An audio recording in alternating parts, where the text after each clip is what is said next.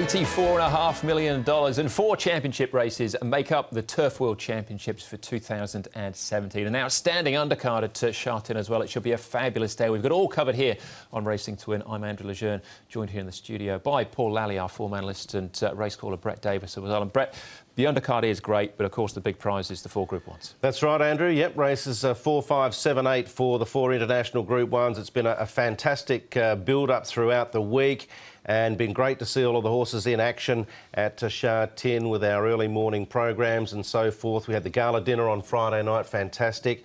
Yep, all in readiness for the main course. Absolutely. And Paul, there's a little bit of an offer as far as the jackpots are concerned as well to go along with it. Yeah, there's 2 really good jackpots. We've got a $2.1 million one in the Triple Trio and $2.4 million in the 6-up win bonus as well. So a little bit of extra money floating around for some of the undercard races as well. You know, there's obviously some of the big races incorporated in that, or most of them are anyway. So it's looking really good. Should be some good racing. And there's not many, I mean, nothing I like more, weather, etc. might come up a little bit shorter, but everything else should be a really good betting race. Yep, 12:25 Hong Kong time for the first. Rail in the true position. All right, A course, of course, for the championship day.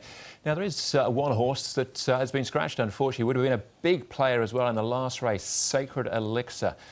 He has been scratched, so Prawn Barbar now gets a start, and Zach Purton will switch off Sacred Elixir and get the ride on him. Not without a chance himself, is it, I should think, Prawn Barbar, but Sacred Elixir is gone. So Chartin, 10 races on the A course. We kick things off with a Class 3 over the 1,800 metres, headed by Circuit Hassler, and Zach Purton from Barrier 1 drops back into Class 3 company. Victory Boy is a course and distance winner last season. Sergeant Titanium, an amazing agility, all behind Giant Turtle last time out. Lotus Strikes back, gorgeous again, coming out of that same race.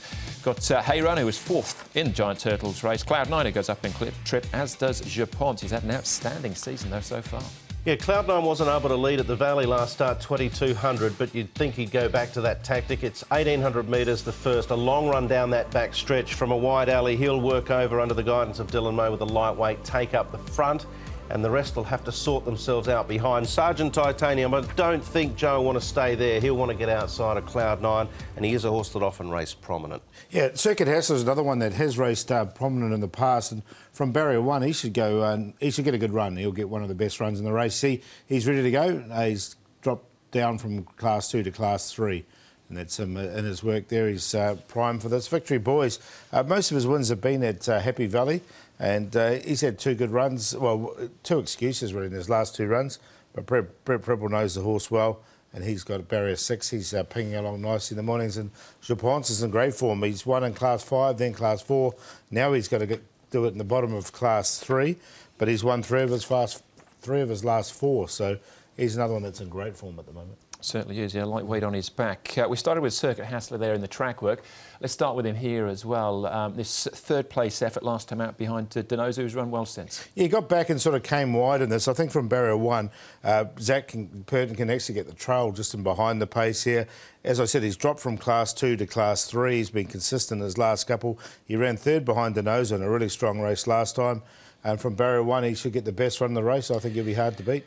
If he does get that best run in the race, I think he will be hard to beat, Paul. But he had Barrier 2 last start, and he couldn't really stick with them in the early stages. So that was my little concern. I'm not sure he can fully utilise it. I agree with Paul. I think class-wise, this is a race he can win. He's still yet to win, but he's just got to be able to stay in touch early, I think, to make it happen. Yeah, 13 starts so far in Hong Kong, but has come up with Barrier 1. All right, that's Circuit Hassler.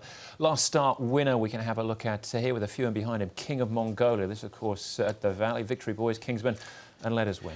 He's in outstanding form, King of Mongolia. Neil Callan's won 3 times on the horse. Look, obviously, this is Happy Valley. All 3 runs he's had this season have been at the Valley, but he did win at Chartin 1,800 metres at the end of last season, admittedly. It was, of course, an easier contest in Class 4, but he's done nothing but rise up in the handicap.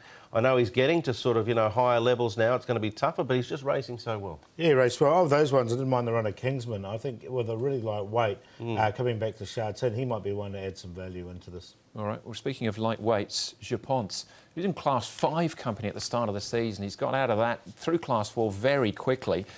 He's now into Class 3. Yeah, he's winning them nicely, isn't he? He's going to come in this race with a lightweight. He's got Barrier 13, so he'll get back, but he normally does get back. It's just whether he can, like he's gone from Class 5, Class 4 into Class 3 in a rapid period of time.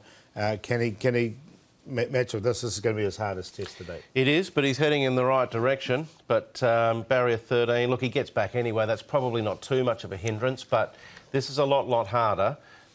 We'll get a good idea on how much he has improved, because this will test him. Yeah, a very competitive race to kick off the program, Paul, with Circuit Hassler early favourite. Yeah, there's lots of good competitive racing by him. Gone with Circuit Hassler.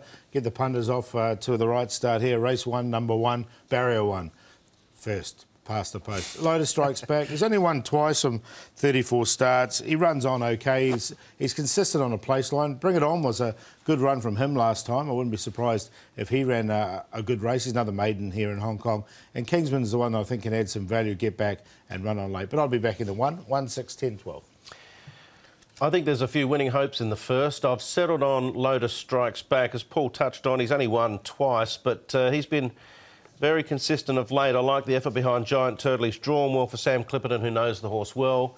King of Mongolia's racing well. Bring It On, very close to a win. Circuit Hassler, he's got to utilise that gate. 6, 5, 10. I'm going to play the 5, 6, 10 QQP in the first. All right, I thought Victory Boys might be an interesting runner as well. It's odds there. I know he's most of his winning form at Happy Valley. I'll still give him a chance.